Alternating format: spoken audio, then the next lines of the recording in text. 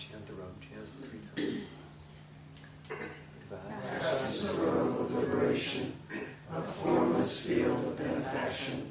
Wearing the universal teaching, I realize the one true nature, thus harmonizing all being. Vast is the robe of liberation, a formless field of benefaction. Wearing the universal teaching, I realize the one true nature, thus harmonizing all being. Vast is the robe of liberation, a formless field of benefaction. Wearing the universal teaching, I realize the one true nature, thus harmonizing all being.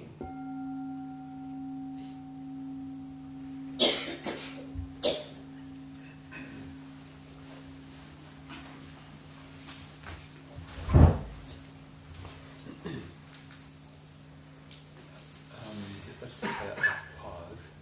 Pause? That's great. Did we miss somebody? Oh. That way everybody can be up. Nice. I mean, there are many reasons to chant the verse of the robe at the end of sitting, which we do each morning. But in this case, in this particular class, it's useful because it's our first chant about emptiness, really. You know what? This formless field of benefaction that expresses itself in the multiplicity of forms is a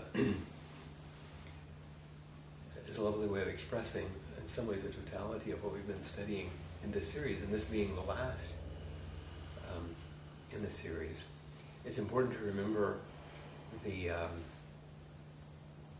title. Do you remember what the title is? Voices from emptiness. Okay. And what's the middle word? From. From. Not voices about emptiness. Those would be teachings about emptiness. Now, I gave you a lot of that from various teachers. But the core of what we're studying and the reason we use those other teachers is to help us hear those voices that come from emptiness.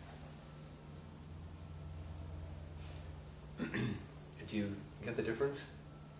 The voices that come from that place of understanding deeply in one's body, emptiness, is different than talking about emptiness. So we can have volumes of work about emptiness, but it's very different than hearing a voice from emptiness. So we'll do a tiny bit of review, as we tend to do, because it never hurts. We started with the Buddha's teaching, his realization of paticca samuppada, the foundation for our study and for the practices that he initiated, that unrolled widely, as Dogen said, in India and throughout Southeast Asia, into the Himalayas, in Tibet, into China, Japan, and Korea, and into Austin, Texas, and every other place. From a conversation with the Buddha. This is Ananda speaking, his cousin, right? Wonderful Lord, marvelous Lord, is the depth of this causal law, and how deep it appears. Understatement. And yet I reckon it as ever so plain. Say not so, Ananda. Say not so. Deep indeed is this causal law, and deep indeed it appears. It is through not knowing, not understanding, not penetrating that doctrine that this generation has become entangled like a ball of string and covered with blight, like unto munja grass and rushes, unable to overpass the doom of waste, the woeful way, the downfall, the constant faring on. So it's a voice that's unlike our voices, and it wasn't even in English, of course. But we start with this voice from Emptiness, where the Buddha actually says, whoever sees Paticca Samuppada sees the Dharma. Whoever sees the Dharma sees Paticca Samuppada. The dependent origination is the Dharma. If you understand dependent origination, you understand the Dharma. And if you have an intimation and an understanding and an expression of the Dharma, then you're abiding in dependent origination. You're abiding in that teaching. They're the same. And you'll see how this is going to show up in Dogen. So that was the Buddha's words. And here's this conversation where Ananda says, wow, this is really wonderful. And it's deep, but it's plain, it's clear. And Buddha basically says, yeah, it's deep, all right, but people don't get it. And the result of not getting it is that we make trouble for ourselves and for others.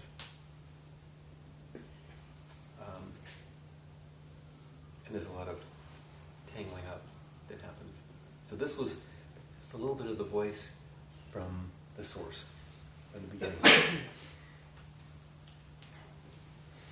And then the second segment, we studied Nagarjuna, who in these maybe 350 to 500 years later, hard to know, sort of revived these teachings, aside from a lot of things that had happened in India and Buddhist thought. I mean, he went right for the deepest teachings about emptiness and expressed them in a poetic way that was just completely knocked out, It was over the top in its beauty, in its clarity, in its depth, which the Buddha was alluding to, but also confounded a lot of people because of how difficult it was, not because the language was complicated, because it was simply relentless. It was simple and totalizing in its clarity. Such as, there's a few statements from Emptiness in the voice of Nagarjuna. When emptiness is possible, everything is possible. Were emptiness impossible, nothing would be possible. That one's not that complicated. And yet, you begin to get the feel of this language, right? As a writer, it's like, wow, precise, beautiful.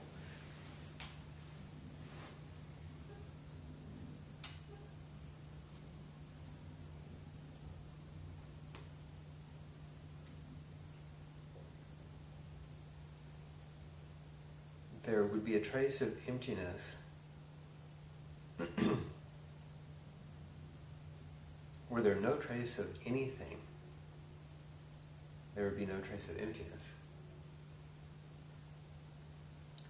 Then it starts to get a little more confusing.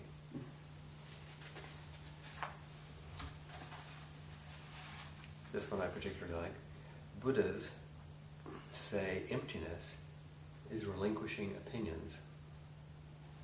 Believers in emptiness are incurable. Believers. Buddhists say emptiness is relinquishing opinions. Believers in emptiness are incurable. Believers in Buddhas who vanish into nirvana don't imagine empty Buddhas vanishing or not. Believers in Buddhas who vanish into nirvana don't imagine empty Buddhas vanishing or not.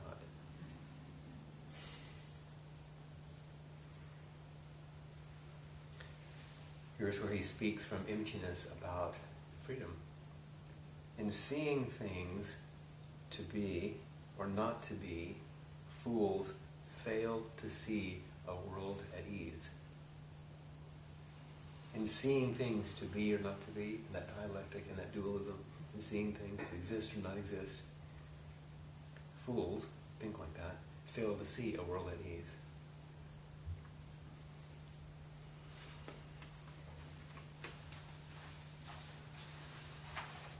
And just to finish you off on Nagarjuna, when transfixed on what's unwavering, beyond fixation's range, you see no Buddha nature. This is some of the most marvelous use of language I've ever seen. When transfixed on what's unwavering, beyond fixation's range, you see no Buddha nature. Buddha nature is the nature of the world. Buddha nature has no nature, nor does this world.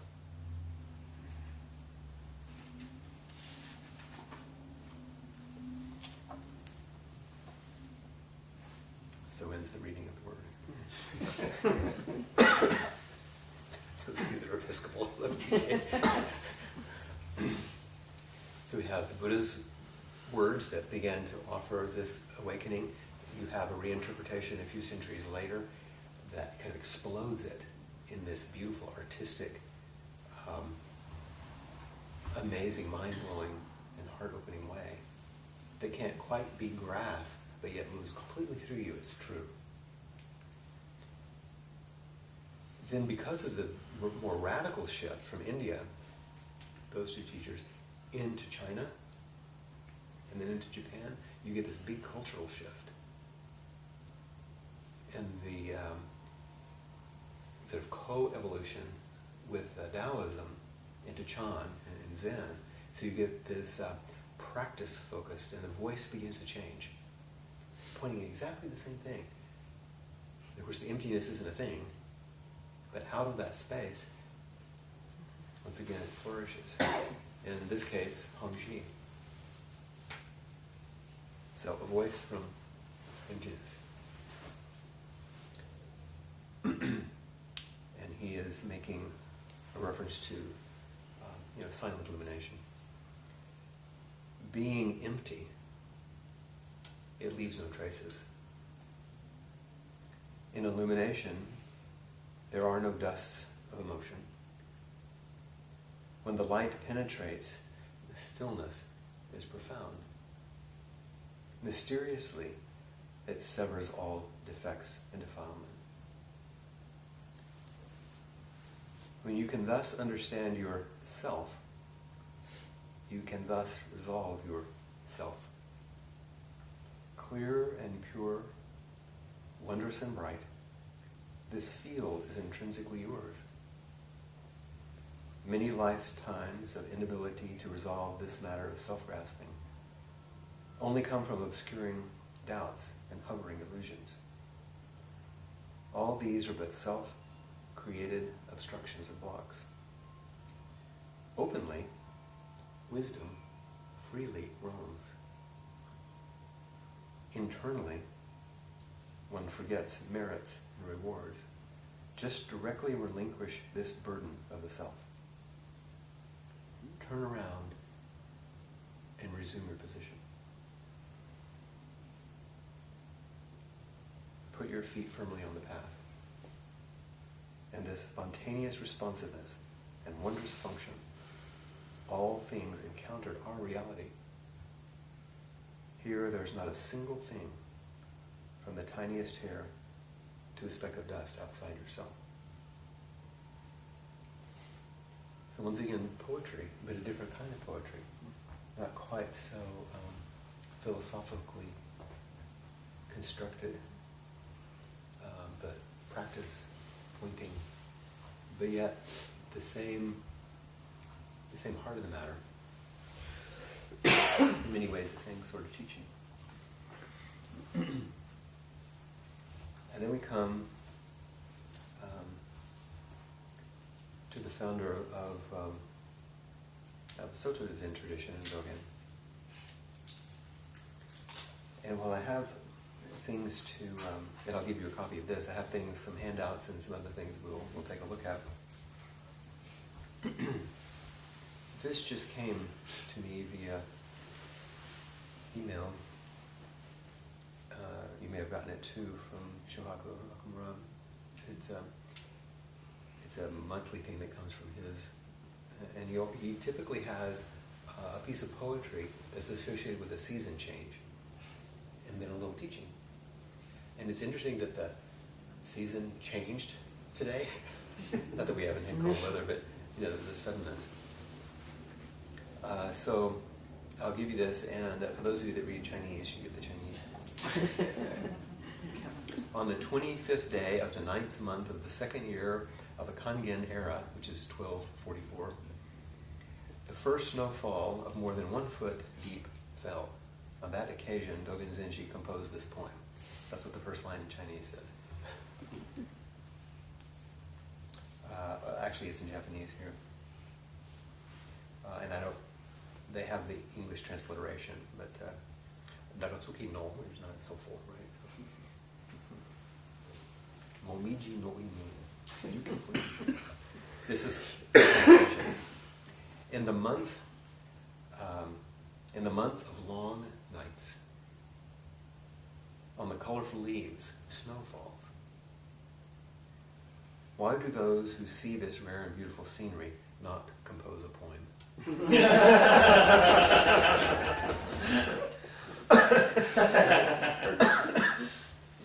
So here is Okumura Roshi. Here is his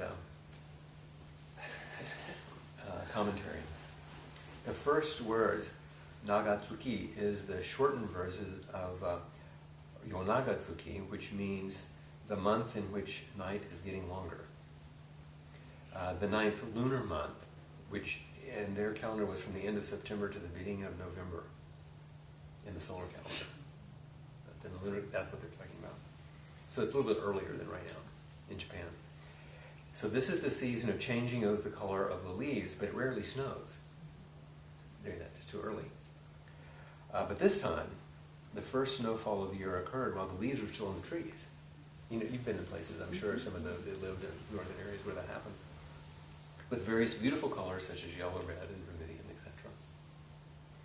So these various colors of the leaves refer to multiplicity,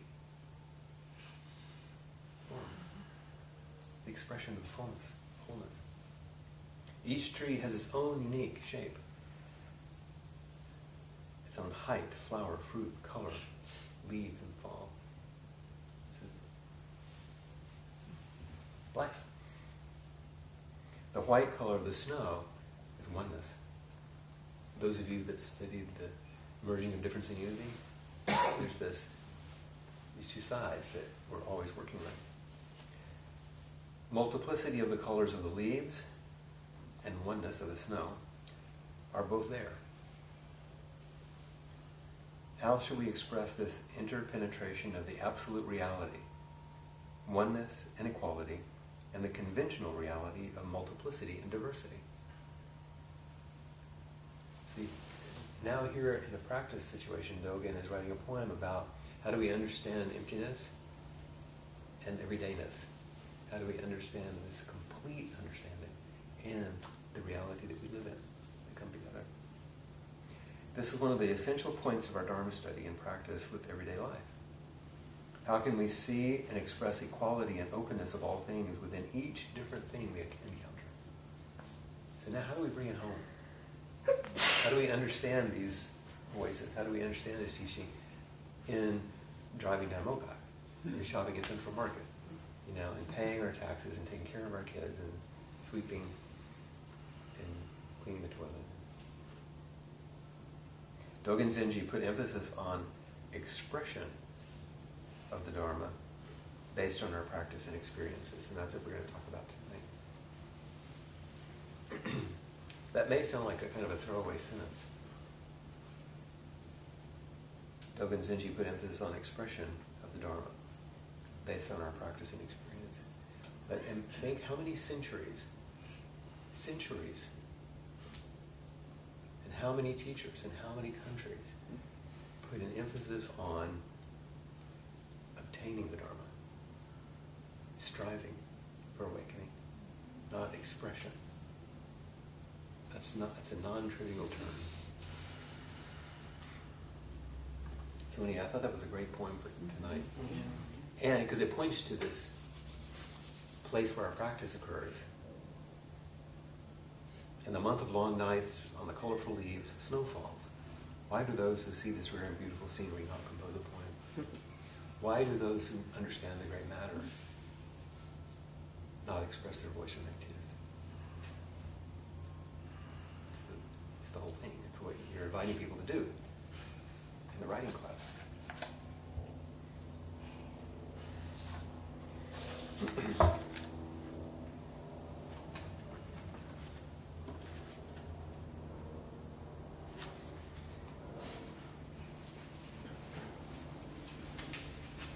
So what I just read, you have in your packet. You can take a look at it.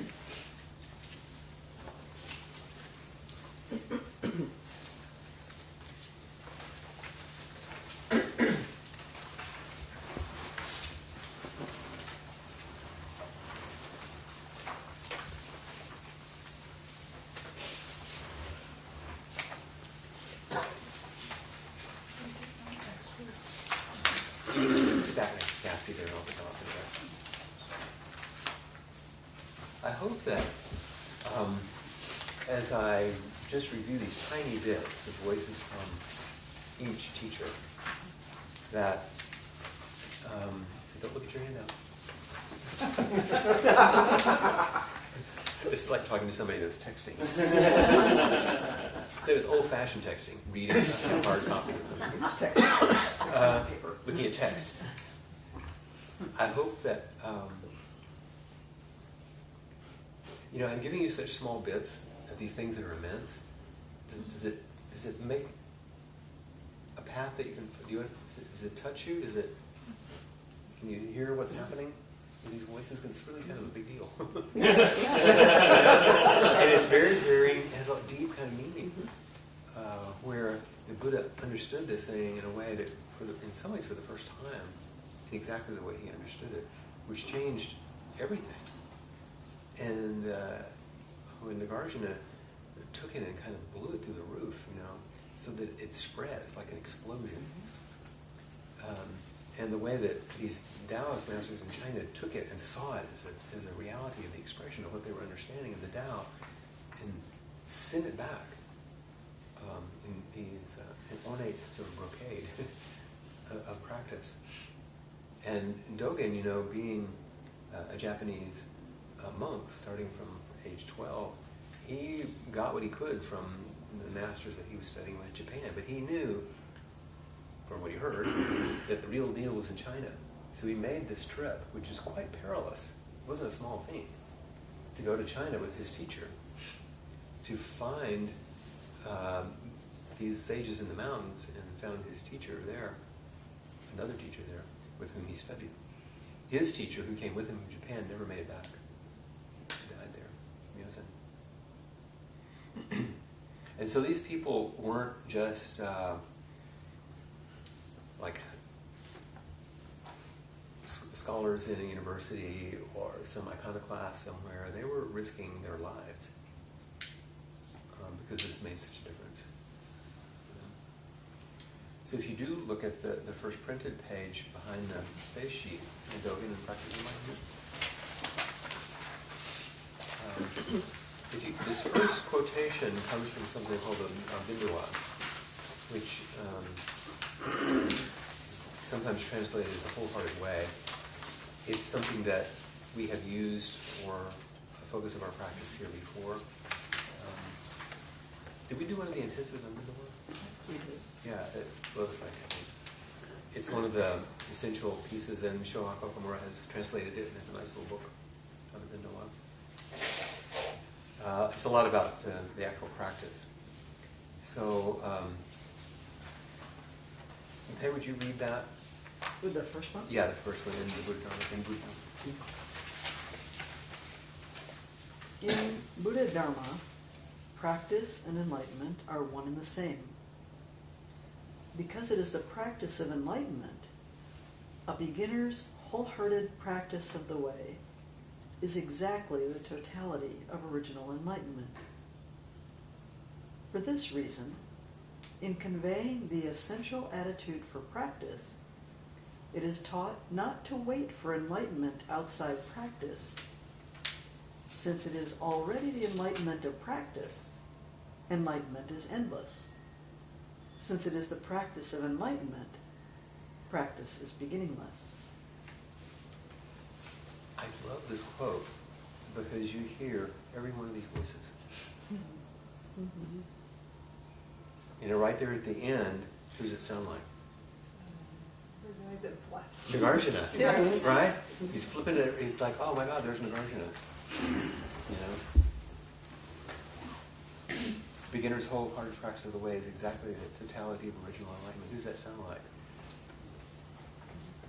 They sound like any of them to you. Yeah. It sounds like Hongzhi to me in a way. It's like, you know, and you in the Buddha Dharma, practice and enlightenment are one and the same.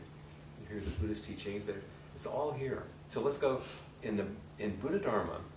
Practice and enlightenment are one and the same. Remember in the Buddhist quote, if you understand the Dharma, you understand Viticca Samappada. If you understand Viticca, you understand the Dharma.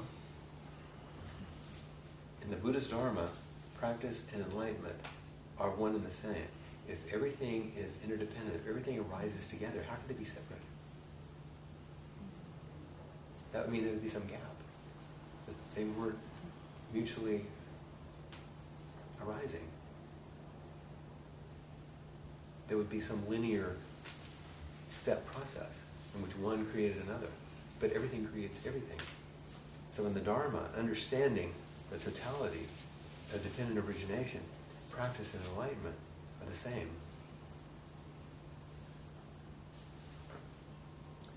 Because it is the practice of enlightenment. Okay, so now we're going to have the practice of enlightenment. Not the practice of our dull little selves seeking enlightenment. It's the practice of enlightenment. A beginner's wholehearted practice of the way is exactly the totality of original enlightenment. Now that sounds totally not what you think, right? I mean, in conventional way of thinking, right? That'd be like, really? A wholehearted beginning practice is total original enlightenment? But if you're practicing enlightenment, are you practicing like half-ass enlightenment? Or like the whole thing? Enlightenment's enlightenment. Fullness is fullness. Dependent origination, emptiness is emptiness. There's nothing but emptiness, which is expressed itself in fullness through myriad expressions, which is particularity. So, because it is the practice of enlightenment, the beginner's wholehearted practice of the way, when a beginner sits down in here, they don't know what they're doing, they wonder if they're doing the right thing, they're wholeheartedly practicing not knowing what they're doing. And that wholehearted practicing of not having a clue is original enlightenment, is original completeness, is interdependence with everything. But even as I say these things, your mind still goes into, yeah, but it's not, hierarchy is hard to let go of, isn't it? Linearity. For this reason, in conveying the essential attitude for practice, it is taught not to wait for enlightenment outside of practice. You like that, John? I got a snicker. So if you want to convey the essential attitude for practice, it's taught not to wait for enlightenment outside of practice. Not if you practice, you will gain enlightenment. You don't wait. So often, you've heard me give instruction. When you take your posture and you're set, we're not like waiting. There's no waiting. And because we're so, in this country at least, so commonly we go into churches, sit in a pew and go like this. There's also no folding, except with the legs. No, it's expression. It's here now, so why not express it? Remember, it's the expression of enlightenment. Since it is already the enlightenment of practice, since this is already the enlightenment of practice, enlightenment is endless. vast is the robe of liberation. What's vast? Liberation. What's endless? Enlightenment. Since it is the practice of enlightenment, practice is beginningless. If dependent origination is the truth of the matter, where does it start? Where does it end? You're always in the middle of it.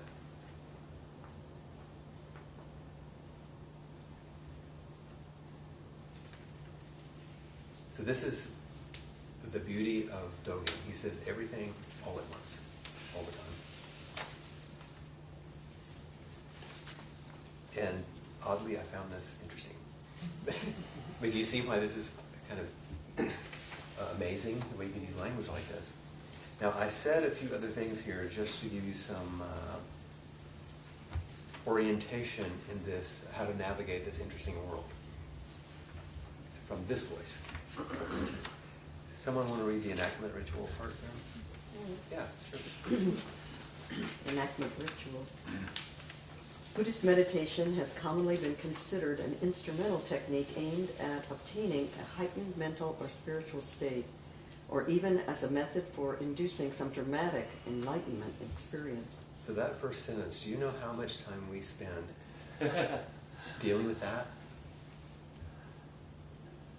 There's no one who walks in this door here who doesn't think that. Read again.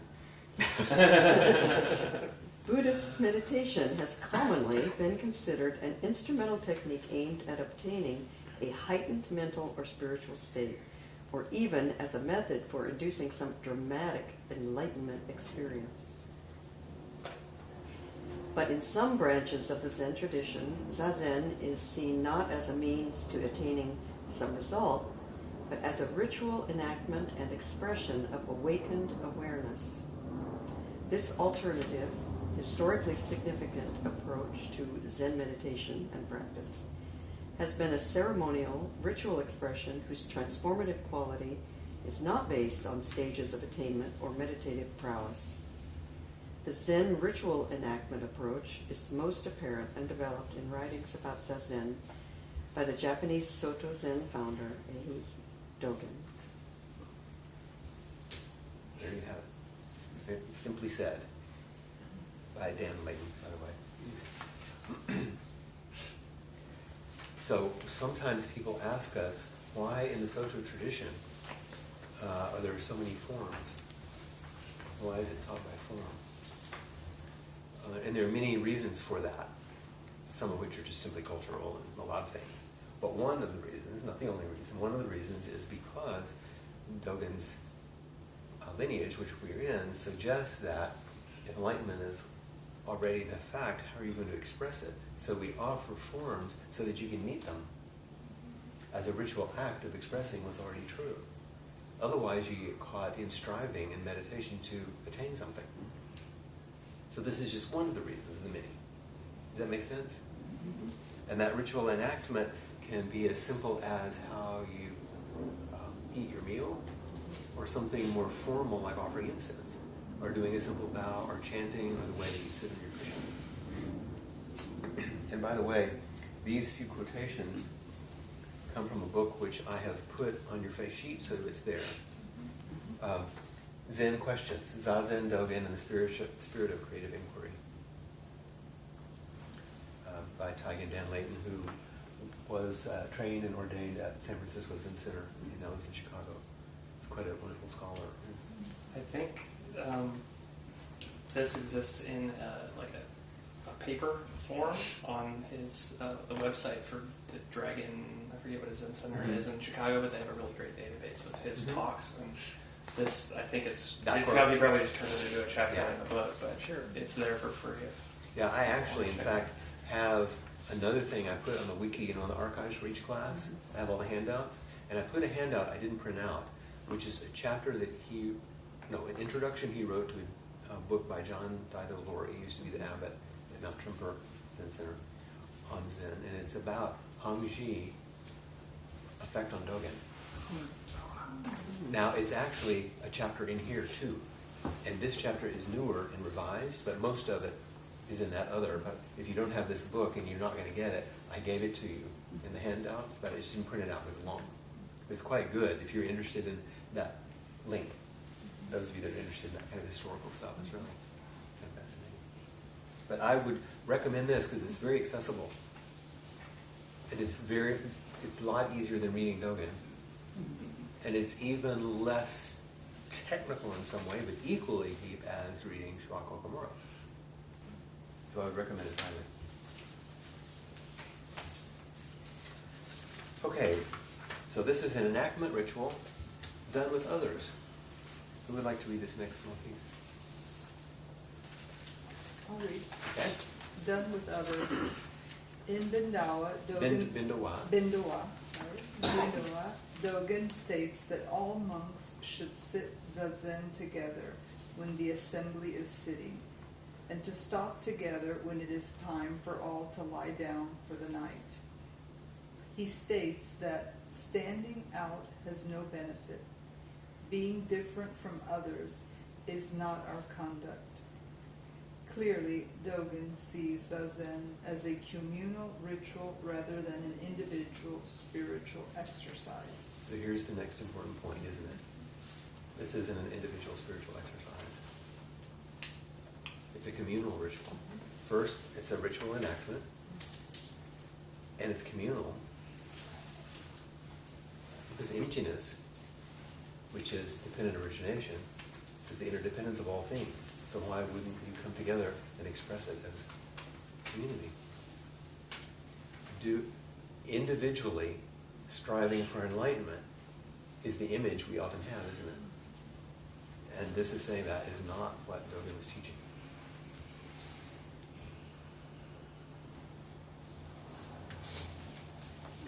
And this is done with all Buddhas. So the third piece, reading, please. With all Buddhas. Dogen emphasizes as the essential point that zazen specifically and practice generally is not about seeking some future Buddhahood. Rather, it is already the practice of Buddhas, realizing the awakened awareness, what is crucial in this present situation. Although it is not an instrumental activity for gaining awakening, zazen is still the fundamental activity of Buddhas for Dogen. So once again, there's the emphasis on this isn't something you're waiting for future Buddhahood, but it's the practice of Buddhas. In other words, Buddhas don't awaken and then say, got it, I'm going shopping.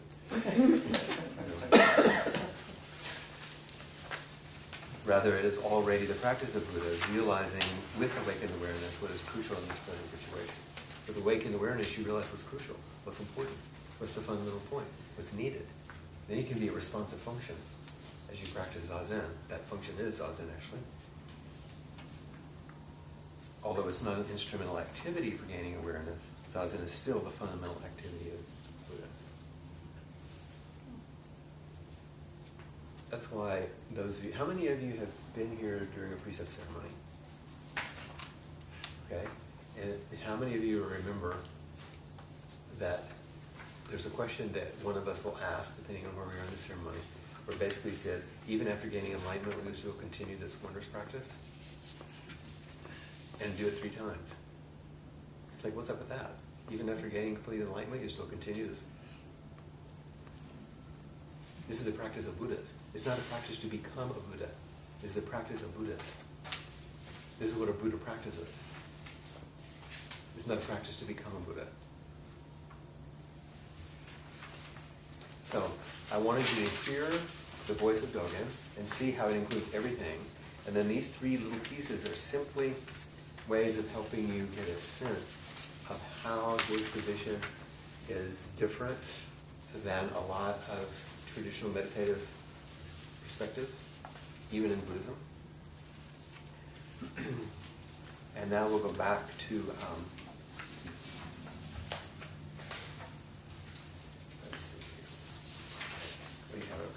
Now we'll go back to some of his writings. There are two pieces that I've chosen, some of which may be familiar to you. They're not the longest pieces. The most famous pieces that we typically have in Sutta Zen are the Fukan Zazengi, which is a instruction for the ceremonial action of Zazen. It's the Zazen instruction. One of the first things he wrote when he came back from China. It's a cut and paste of a lot of Chinese meditative handbooks of the Chan tradition plus his own writings. And it's very wonderful, and it's worth reading. It's worth almost memorizing, basically, over time. And we'll study it quite a bit. The other very famous piece, which is longer, is the Genjo Koan, or is sometimes translated as actualizing the fundamental point. The fundamental point.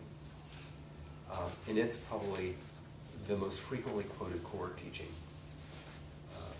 And we're not going to read those tonight. They're longer, and they deserve a lot of, because I really want to hear the voices from Emptiness so you get a feeling of how it connects. And I think these maybe do it a little bit better. Let's look at Zazen Shin, the short one.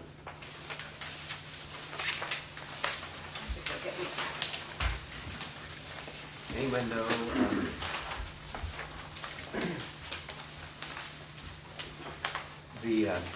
you know what this character is? That's Shin. And what does it mean? Heart, mind. Heart, mind. And so this is the heart and mind of Zazen, huh? Zazen Shin. It also has other names sometimes. The acupuncture needle of Zazen. Mm-hmm. That's an interesting title, isn't it? Yeah, this is like just right on the point. You know? Not that, but this piece.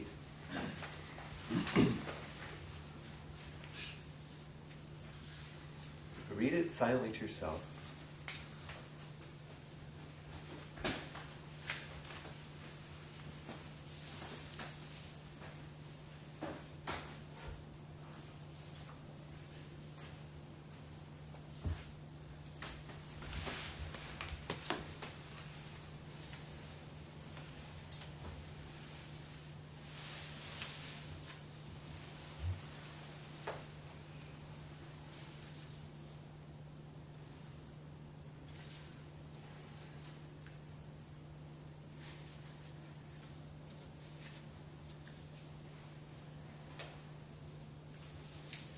Maybe you're not quite through, but we get a feel for this as, once again, a unique voice, right? If we were spending more time, what I would have you do is copy it out by hand. Take your time and write it, and to stay with it. I'll read it out loud, now that you've looked at it a little. So imagine that I'm not simply reading Dogen. That if this was coming from me, it's not, it's coming through me. My intention in stating these words to you would be to teach you something essential, vital, life-saving. It's not some weird Japanese thing that's been translated to English that I'm trying to teach in a class. This is me saying, it's really important to listen. Do you realize that the essential function of every Buddha, the essential function of every Buddha, the functioning essence of every ancestor, moves with your non-thinking? And is completed in the realm of non-merging.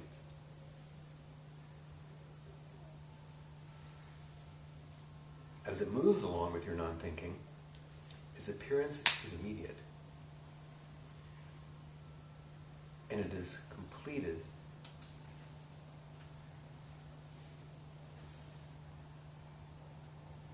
in the realm of non-merging. Completeness itself is realization. If its appearance is immediate, you have no defilement. When completeness is realization, you stay in neither the general, nor the particular. If you have immediacy without defilement. Immediacy is dropping away with no obstacles. Realization, neither general nor particular, is effort without desire.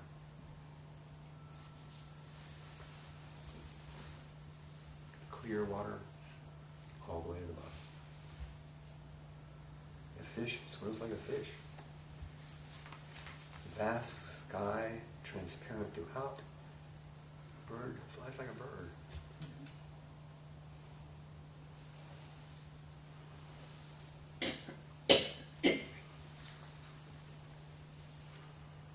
What are you hearing? What does it call forward? What does it call up? What catches you? What little piece? Like, oh, anything. Clear all the way to the bottom. Letting go of striving. Some of you know this. Realization, neither general nor particular, is effort without desire. That's what my teacher wrote in the back of my rockassit at my priest ordination. Why would she write such a thing to me? I don't know what got into her. Effort without desire? She knows me well. I've had fish on the mind recently. I read a teaching of Suzuki Roshi's where he said the way that we, as a student of the way we should take the Dharma in is the same way that a fish eats. You know, just kind of swimming around and waiting for something to float in front of you and just kind of snap it up and go about your business. You know, this fish in this vast water with no particular intention or effort. You know, just kind of snaps up a little bit, and then there's something there to snap up and moves on without effort. So, I like the fish. I love this essential function of every Buddha. Like if somebody said, somebody came to me and said, like, what's the function of a Buddha, man? I want to know the essential function. I want to know the real thing. What's the essential function? And the essential function of like every ancestor who became a Buddha, like what's the deal? I want to know the real thing. And it said, well, it moves you to non-thinking? What? That function is fully alive outside of your thinking. It doesn't say don't think. Aside from thinking, even when thinking is happening, non-thinking, that's where it's fully realized. It also says, guess what, folks? Can't figure it out. That would make it small and conceptual. That means you could break it down and separate it. But the function moves outside of thinking and is completed in the realm of non-merging. Like, got it. I'm partial, I'll get it, I'm complete. Isn't that how it works? That's how we think it works. It's completed in the realm of non-merging.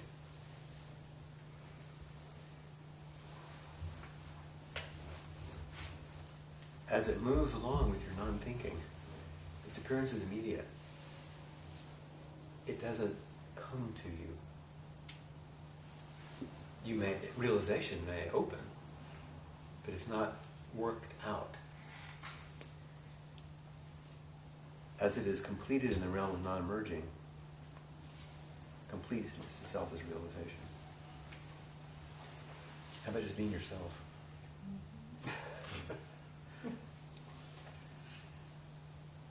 And now he's acting like Nagarjuna, isn't he? He's going back and forth, flipping back and forth again and again and again. Completeness itself is realization. If its appearance is immediate, you have no defilement. In other words, you can't screw it out. It's just like, boom, because you're not in it. When completeness is realization, you stay in neither the general nor particular. You're not the snow or the leaves. You're not caught in the everyday. You're not lost in emptiness. When completeness is realization, when your realization is complete, when completeness is realization. See, if you make completeness a conditioned event, I'm now becoming complete.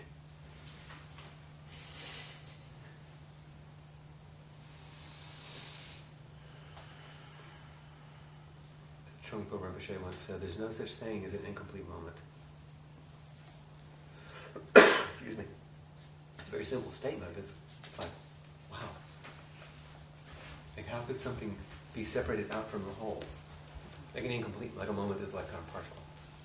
That's only our idea. That's back into thinking. When completeness is realization. But you have to experience it. I mean, Yes. it's not a thought. That's why It's language not and talking something about you it. can see out. It's like, I'm just working with this. It's so pointing out a functioning essence. It's, once again, I have to go back to your turn in intensive care. No one did that. There was no one there to do that, and yet it functioned. Nothing was met, and yet there was nothing missing. It was completeness. Yeah. And that non-thinking, non-merging completeness saved your life.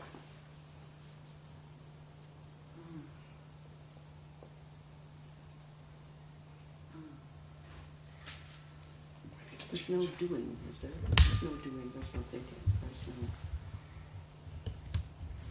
I mean, what is non-merging? Why is it the snow? Is that the non-merging? Is it the general?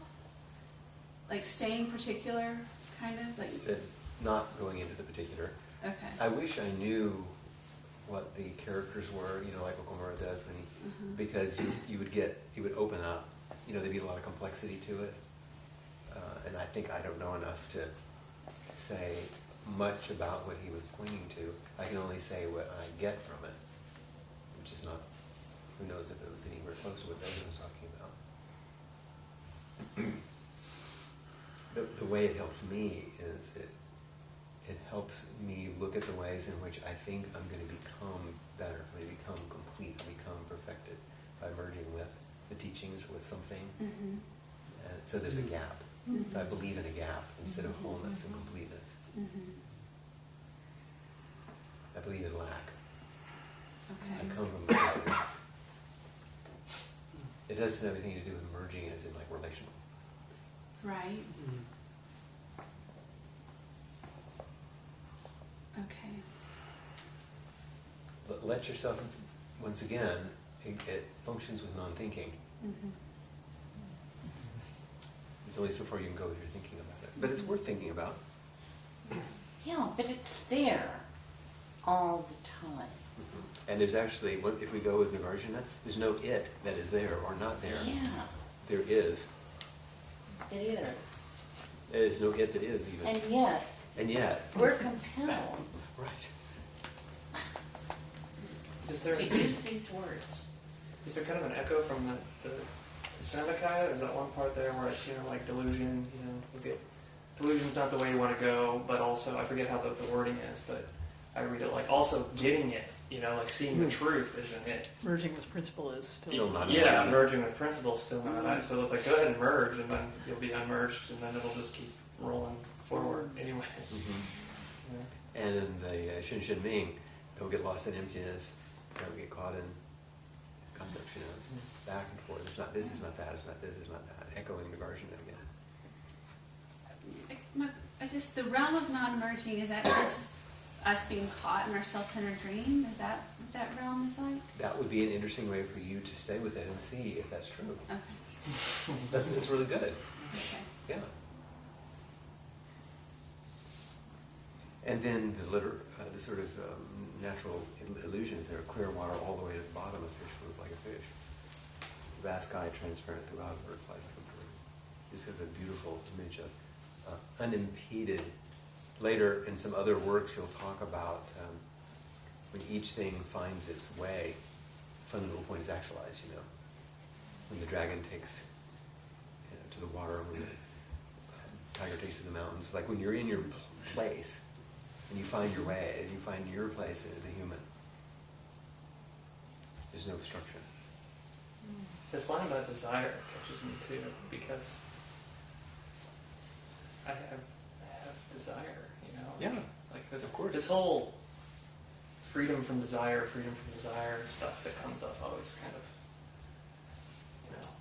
gives me pause, because like there's this, I want freedom in desire, I feel like when I try to get free from desire, I think that's opposed, closer. you know? It's freedom with desire. Freedom in the midst of desire. That's the way I would say it. You're not going to be without desire. The language is really, you know what I mean? There's so much, and say like everybody who walks in the door. Freedom outside of desire, dropping desire, is back to the striving. Rather than ceremonial expression.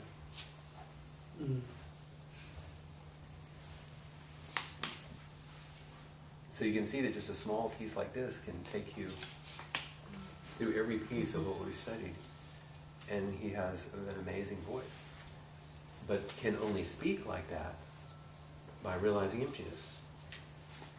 Otherwise it's going to be a practice instruction on how to get somewhere and do something.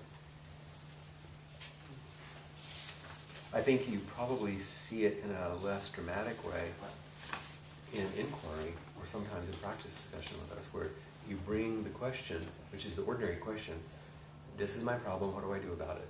And how do I? So it's a functional, it's an instrumental thing. How do I use my practice to change this and get better? And then by the end of it, we haven't answered that. And you're freer. Because something else happened.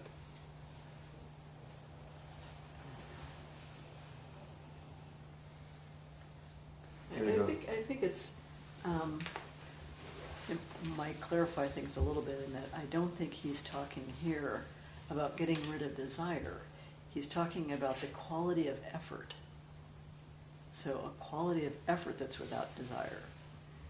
He's not saying you should get rid of all desire, but that the way the effort unfolds It's not is fueled by without desire, by the self-centered dream. So it's almost analogous to when I told my advisor, who was a pilot, I really admire you for living a life that's not limited by fear. And he said, oh, I have fear. And I said, yeah, but you're not limited by it. It's never limited you. So you have desire, but it's not what's fueling the effort. Or obstructing you. Yeah. That's helpful. Does that make sense? Because I think that's what That's what he's focusing on here. Yeah. There's so many other places in Buddhism where they talk about squelching desire. Yeah, and I just bring it up because for like years that was just a really, I just beat myself over that, it was a real Yeah, stuck any of us point. that have had struggles with attachment to things like addictions and things like that, like, Yeah. It's like whenever that topic comes up, like, Cravings, it's yeah. not, it's, hold on. And in the Tibetan tradition, those are the Dharma gates. Yeah.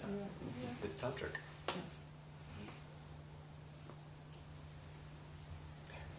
So at the risk of confusing you, we're going to read through the self-fulfilling samadhi.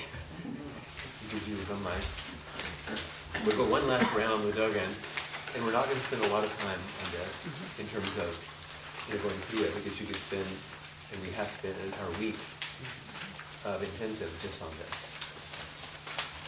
But I want you, since it's longer, it's better to just dive in and get lost in it instead of trying to figure it out. But something to take with you.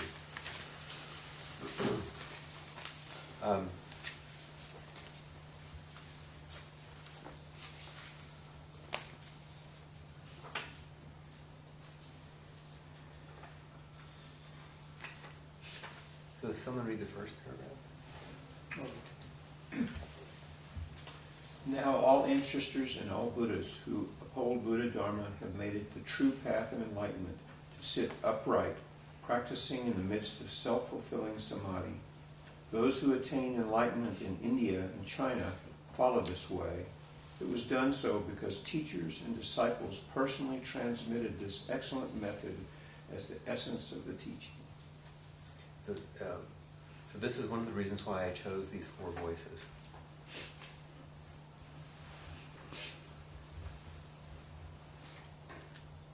They're examples of how all the Buddhas before us in India and China have followed this way. If you want to understand the way, then this is a good thread to follow. the essence of the teaching. And so, let's talk about the tradition. Someone read the next paragraph. In the authentic tradition of our teaching, it is said that this directly transmitted, straightforward Buddha Dharma is the unsurpassable of the unsurpassable.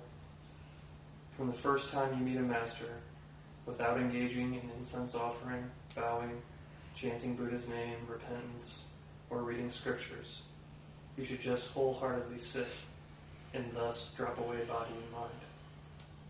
So the essence is Zazen. And remember about the beginners in practice? Okay.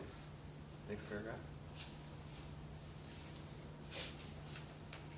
When even for a moment you express the Buddha's seal in the three actions by sitting upright in samadhi, the whole phenomenal world becomes the Buddha's seal. The entire sky turns into enlightenment. Because of this, all Buddha, Tathagatas, as the original source, increase their Dharma bliss and renew their magnificence in the awakening of the way. Furthermore, all beings in the 10 directions and the 6 realms, including the 3 lower realms, at once obtain pure body and mind, realize the state of great emancipation, and manifest the original face. At this time, all things realize correct awakening. Myriad objects partake of the Buddha body, and sitting upright under the Bodhi tree, you immediately leap beyond the boundary of awakening. At this moment, you turn the unsurpassably great Dharma wheel and expound the profound wisdom, ultimate and unconditioned. So those two together with all Buddhas. It's just said in a really beautiful way. And then he turns on us, okay? Next paragraph. Because such broad awakening resonates back to you and helps you inconceivably, you will in Zazen unmistakably drop away body and mind, cutting off the various defiled thoughts from the past, and realize essential Buddha Dharma. Thus you will raise up Buddha activity at innumerable practice places of Buddha Tathagatas everywhere, cause everyone to have the opportunity of ongoing Buddha, and vigorously uplift the ongoing Buddha Dharma. It's rowdy. Yeah. In fact, not only you, but next paragraph. Because earth, grass, trees, walls, tiles, and pebbles all engage in Buddha activity, those who receive the benefit of wind and water caused by them are inconceivably helped by the Buddha's guidance, splendid and unthinkable, and awaken immediately to themselves. Those who receive these water and fire benefits spread the Buddha's guidance based on original awakening. Because of this, all those who live with you and speak with you, you will obtain endless Buddha virtue and will unroll widely inside and outside of the entire universe, the endless, unremitting, unthinkable, unnameable Buddha Dharma. It's all great news. Huh? I said this is all great news. I know. He's on a roll now. But then the caution. Next paragraph. All this, however, does not appear within perception, Oops. because it is unconstructedness in stillness. I love that phrase. Because it is unconstructedness in stillness, it is immediate realization. If practice and realization were 2 things, as it appears to an ordinary person, each could be recognized separately. But what can be met with recognition is not realization itself, Oh. because realization is not reached by a deluded mind. In stillness, mind and object merge in realization and go beyond enlightenment. Nevertheless, because you are in the state of self-fulfilling samadhi, without disturbing its quality or moving a particle, you extend the Buddha's great activity, the incomparable, profound, and subtle teaching. Grass, trees, and lands, which are embraced by this teaching together, radiate a great light and endlessly expound the inconceivable, profound Dharma. Grass, trees, and walls bring forth the teaching for all beings, common people as well as sages. And they in accord extend this Dharma for the sake of grass, trees, and walls. Thus, the realm of self-awakening and awakening others invariably holds the mark of realization with nothing lacking, and realization itself is manifested without ceasing for a moment. This being so, the zazen of even one person at one moment imperceptibly accords with all things and fully resonates through all time. Thus, in the past, future, and present of the limitless universe, this zazen carries on the Buddha's teaching endlessly. Each moment of zazen is equally wholeness of practice, equally wholeness of realization. This is not only practice while sitting, it's like a hammer striking emptiness. Before and after, its exquisite peal permeates everywhere. How can it be limited to this moment? Hundreds of things all manifest original practice from the original phase. It is impossible to measure. Know that even if all Buddhas of the 10 directions, as innumerable as the sands of the Ganges, exert their strength and with the Buddha's wisdom try to measure the merit of one person's zazen, they will not be able to fully comprehend it. That opens your eyes, isn't it? Oh. What's the feeling, Tom? Here, Liberation. what's the feeling that goes with that? Like uprightness. Yeah. Everybody keeps doing the same thing. This sort of Connection. It's like a hammer striking emptiness.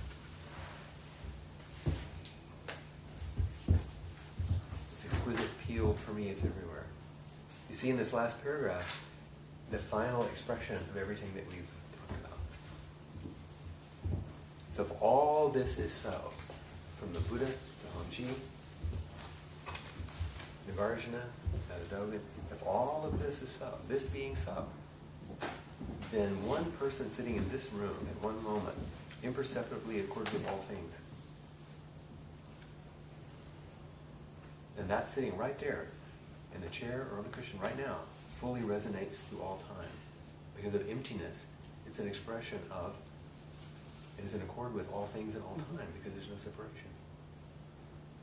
Thus, in the past, future, and present of the limitless universe, there ain't no line nowhere, this zazen carries on the Buddha's teaching endlessly. So sitting upright, you sit upright because you're carrying on the Buddha's teaching. But that's not even a thought. That's not even an egoistic idea. It's just the truth of your body just responds. Completeness comes forward as you listen. Each moment of zazen is equally wholeness of practice. Not if you sit enough zazen. Equally wholeness of realization. And this is not only practice while sitting, where it's not bound to just this activity. It's like a hammer striking emptiness. The impossible image. Before and after his exquisite peal permeates everywhere, and the effect of this practice is endless. And that endless effect is this practice. How can it be limited to this moment? Once again, there's no time. Hundreds of things all manifest original practice from the original phase. It is impossible to measure. Infinite, dependent origination. Know that even if all the Buddhas of the 10 directions, in other words, if infinite Buddhas exerted all their strength and tried to measure, you're sitting, they couldn't do it. Because it isn't your sitting. There isn't one thing. There aren't sin. There's only emptiness, which is the complete and utter fullness of this formless field of interaction that we reside in all the time. So there's your tour of Emptiness. Through the voices of our ancestors, of the Buddha in northern India, the greatest philosophers of northern India, some of the greatest teachers in China that stimulated the greatest teachers in Japan, all speaking about this, finding their own voice, their own completeness, their own immediate realization, because they could do nothing but, with that realization, care about all beings, which were none other than themselves. And so whether you know it or not, that's what you're up to. It couldn't be any other way. Even if you don't ever know it, it's still the truth. I think this has come full circle. Like all I can hear in my mind right now is that the mantra at the end of the Heart Sutra. Yeah, it's got that quality of like, wow, the soha kind of piece at the end, beyond, way beyond, It's great. So any last comments or questions you get to say for yourself?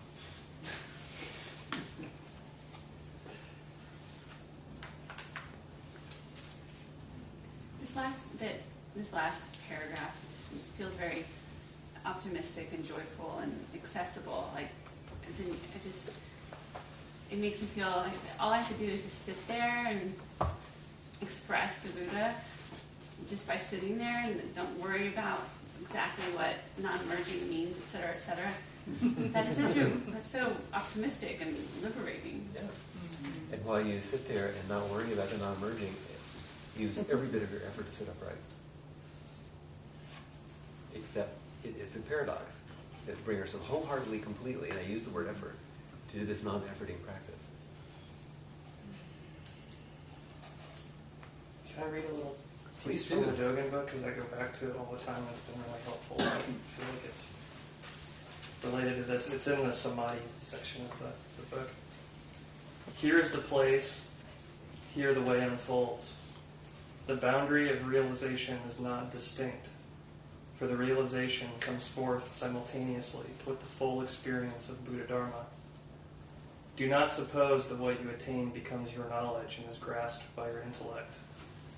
Although actualized immediately, what is inconceivable may not be apparent. Its emergence is beyond your knowledge. That's I what love Genjo that Khan. line.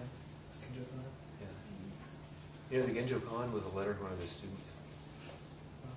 Can you imagine getting that in the mail?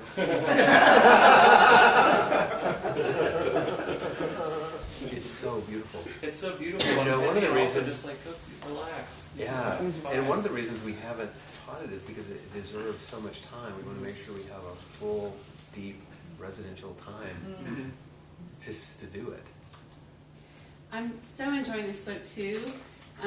Read your favorite part. Well, I just was laughing a little bit about this part where he's talking to the Tenzo, and he has this exchange with the Tenzo, and then do you all want to hear it? It's really short.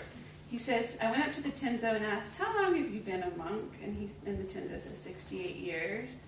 Well, why don't you let a helper do it? Others are not myself. Reverend sir, you follow regulations exactly, but as the sun is so hot, why do you work so hard as this? Until when should I wait? I know it's hard to follow, but that was the Tenzo just saying, until when should I wait? And then, of course, this is the translation of Dogen, and he's like, so I stopped talking. As I was walking farther along the covered walkway, I thought about how important the Tenzo's position is. I just really liked that he was like, I can just see him walking and thinking about, about the Tenzo. That was actually a pivotal moment in his practice life. Well, I remember it from that movie we watched here. Remember? It was such a great moment because, the Tenzo's face, and there's this, they show it really well in this movie we watched about Dogen. But I can't remember why it was so. It doesn't come across to me in that exchange exactly why it was so pivotal.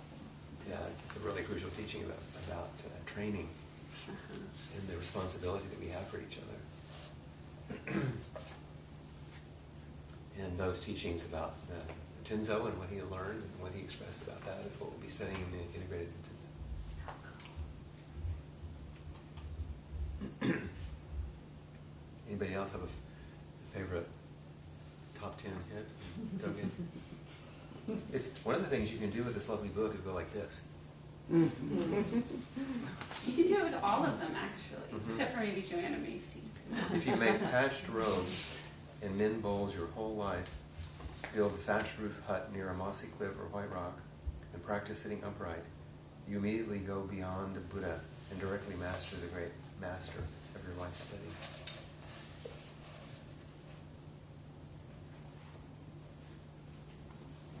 With the body and mind that migrate through birth and death, you should arouse the aspiration for enlightenment to awaken others first.